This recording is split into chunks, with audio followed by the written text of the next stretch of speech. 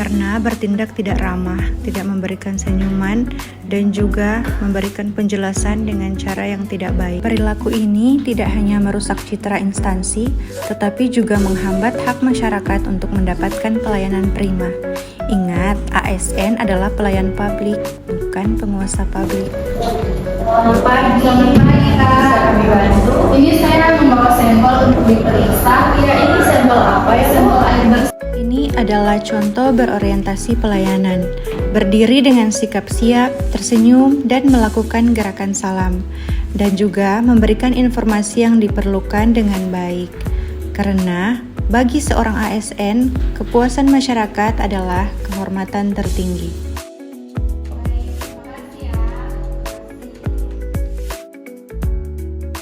Tenang aja, kita pakai printer kantor buat ngeprint menggunakan komunitas kita. Tahu kan poin kuncinya. Mohon maaf untuk pencetakan dokumen pribadi tidak bisa menggunakan fasilitas kantor. Saya harus bertanggung jawab atas penggunaan barang milik negara secara efektif dan efisien.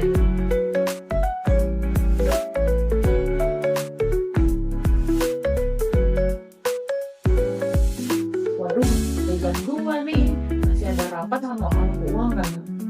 Udah pulang aja. Nanti bilang aja servernya down.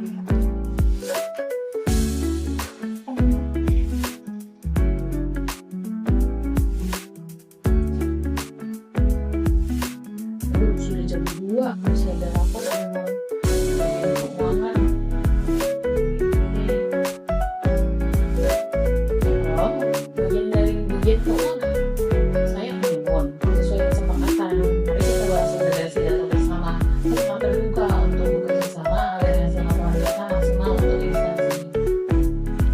Pokok masalah dari video sebelumnya yaitu adanya upaya penyalahgunaan fasilitas negara untuk kepentingan pribadi dan rendahnya kemauan untuk bekerja sama lintas unit.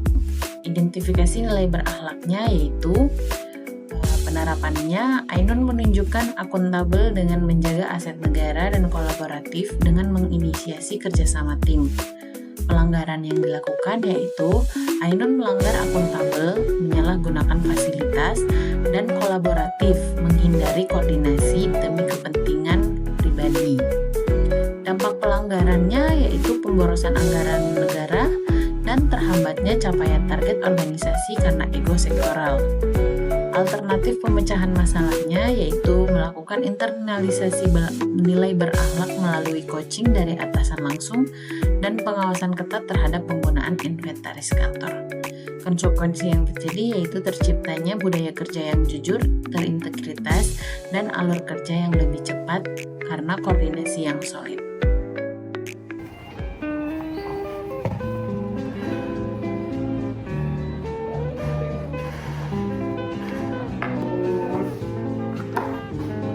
Aduh, salah lagi obatnya. Aduh, gimana ya ini cara nyetingnya ya? Belum.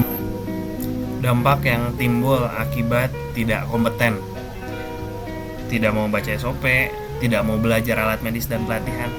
Satu kesalahan, nyawa adalah taruhannya. Mari kita bersama-sama memecahkan masalah ini dengan cara apa? Berkomitmen terhadap standar etika praktik yang harus dijaga, melakukan tindakan sesuai SOP, mengikuti pelatihan alat medis kespesialisan sesuai dengan kebutuhan ruangan. Perawat setelah upgrade diri. Prinsip 7 benar obatnya dijalankan. Wah, obatnya udah bener, pasiennya bener, rutenya bener, aman nih kerja. Nah, ini kemarin pas pelatihan alat ini deh. Wah, bisa nih nyeting, siap pakai. Tindakan harus dilakukan sekarang. Tidak ada diskusi lagi. Maaf, semua kondisi ini masih fluktuatif. Sebaiknya kita gimana tuh? Saya yang bertanggung jawab di sini ya, Pak. Itu saya dari kamu. Baik, Bu, jadi kondisi anak saya bagaimana ya, Dok? Ini sedang mengalami kesehatan ya. Saya menunggu ya. Pokok masalah dalam video ini adalah terjadinya perbedaan pendapat antara dokter dan perawat terkait waktu pelaksanaan tindakan medis. Perbedaan ini berpotensi menimbulkan miskomunikasi dan ketegangan apabila tidak disikapi dengan sikap saling menghormati. Identifikasi dilanggar. Dokter hampir mengambil keputusan secara sepihak. Yang kedua yaitu perawat merasa ragu dalam menyampaikan pendapat karena perbedaan hierarki. Jika nilai harmonis dilanggar, dampak yang terjadi yaitu: pertama, hubungan kerja tidak nyaman. Yang kedua, komunikasi antar tenaga kesehatan terganggu. Yang ketiga, resiko kesalahan tindakan meningkat. Yang keempat, orang tua pasien merasa cemas dan tidak percaya. Yang kelima, kualitas pelayanan menurun. Alternatif pemecahan masalah terhadap aktor yang melanggar. 1. Dokter membuka ruang diskusi dan mendengar masukan tim. Yang kedua, perawat menyampaikan bahasa dengan sopan. Yang ketiga, semua pihak fokus pada keselamatan pasien. Yang keempat, keputusan diambil secara bersama. Konsekuensi pelaksanaan pemecahan masalah. Konsekuensi positif yang pertama, hubungan kerja menjadi harmonis. Yang kedua, kepercayaan antar profesi saling meningkat. Yang ketiga, pelayanan pasien lebih aman dan optimal. Yang keempat, orang tua pasien merasa tenang. Yang kelima, lingkungan kerja menjadi kondusif. Bagaimana kondisinya saat ini, Nurse?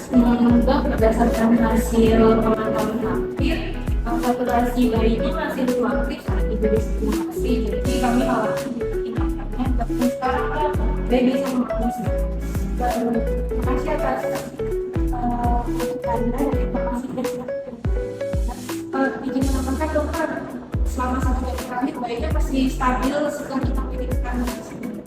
Oh, saya menghargai masukannya. Menurutkan apa saran terbaik untuk mungkin nanti dok bisa tindakannya bisa dikuliah sebentar. Nanti kita lanjutkan pemantauan kita pulang nanti segera dirawat.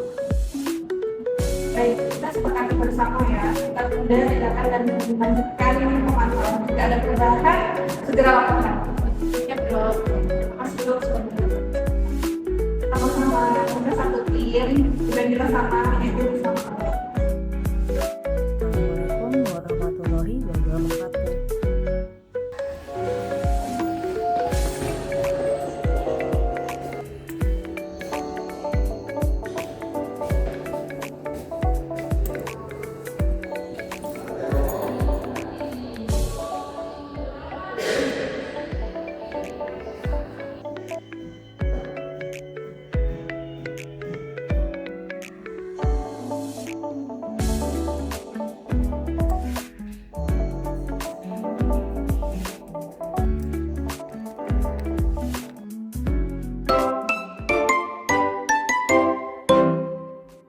Saya bisa minta data ibu untuk data nama, untuk sampelnya yang mau diperiksa apa saja. Bertahan pada cara manual yang tidak efisien di tengah kemajuan teknologi adalah bentuk kegagalan dalam beradaptasi. Sampelnya ya bu, nanti bisa mendaftar pakai QR ini. Silakan di-scan ya. Dengan mengalihkan sistem manual ke pendaftaran berbasis QR Code, ASN telah menunjukkan semangat berinovasi dan proaktif dalam memecahkan masalah publik. Adaptasi teknologi adalah kunci untuk mewujudkan pelayanan yang cepat, transparan, dan berkelas dunia.